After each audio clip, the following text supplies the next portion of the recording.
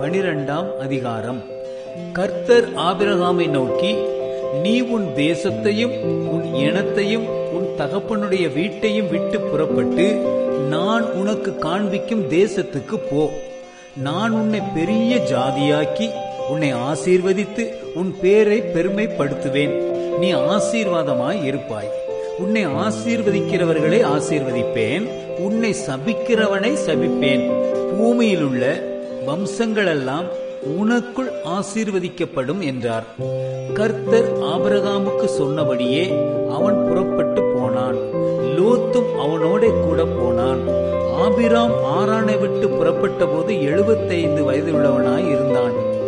ஆபிராம் தன் மனைவியாகிய சாராயையும் தன் சகோதரனுடைய குமாரனாகிய லோத்தையும் தாங்கள் சம்பாதித்திருந்த தங்கள் சம்பத்தெல்லாவற்றையும் ஆரானிலே சபதரித்த ஜனங்களையும் கூட்டிக் கொண்டு அவர்கள் கானான் தேசத்துக்கு புறப்பட்டு போய் கானான் தேசத்தில் சேர்ந்தார்கள். ஆபிராம் அந்த தேசத்தில் சுற்றித் திரிந்து சீகேம் என்னும் இடத்துக்கு சமீபமான மோரே என்னும் சமபூமி மட்டும் வந்தான். அக்காலத்திலே கானானியர் அத்தேசத்தில் இருந்தார்கள். கர்த்தர் ஆபிராமுக்கு தரிசனமாகி, உன் சந்ததிக்கு இந்த தேசத்தை கொடுப்பேன் என்றார். அப்பொழுது அவன் தனக்கு தரிசனமான கர்த்தருக்கு அங்கே ஒரு பலிபீடத்தை கட்டினான். பின்பு அவன் அவ்விடம் விட்டு பெயர்ந்து பெத்தேலுக்கு கிழக்கே இருக்கும் மலைக்கு போய், பெத்தேல் தனக்கு மேற்காகவும் ஆயி கிழக்காகவும் இருக்க கூடாரம் போட்டு அங்கே கர்த்தருக்கு ஒரு பலிபீடத்தை கட்டி கர்த்தருடைய நாமத்தை தொழுது கொண்டான். அதன்பின் ஆபிராம் புறப்பட்டு தெற்கே பிரயாணம் பண்ணி கொண்டு போனான். அத்தேசத்திலே பஞ்சம் உண்டாயிற்று. தேசத்திலே பஞ்சம் கொடிதாயிருந்தபடியால் ஆபிராம் எகிப்து தேசத்திலே தங்கும்படி அவ்விடத்துக்கு போனான். அவன் எகிப்துக்கு சமீபமாய் வந்தபோது தன் மனைவி சாராயை பார்த்து, நீ பார்வைக்கு அழகுள்ள ஸ்திரீ என்று அறிவேன். எகிப்தியர் உன்னை காணும் போது இவள் அவனுடைய மனைவி என்று சொல்லி என்னை கொன்று போட்டு உன்னை உயிரோடே வைப்பார்கள். ஆகையால் உன்னிமித்தம் எனக்கு நன்மை உண்டாகும்படிக்கும் உன்னாலே என் உயிர் பிழைக்கும்படிக்கும் நீ உன்னை என் சகோதரி என்று சொல் என்றான்.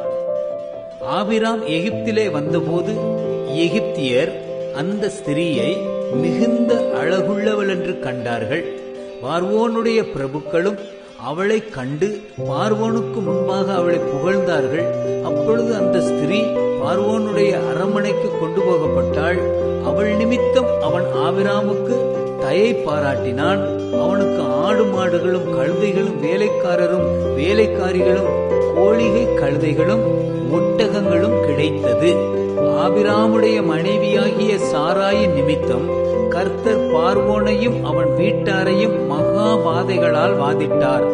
அப்பொழுது பார்வோன் ஆபிராமை அழைத்து, நீ எனக்கு ஏன் இப்படி செய்தாய்?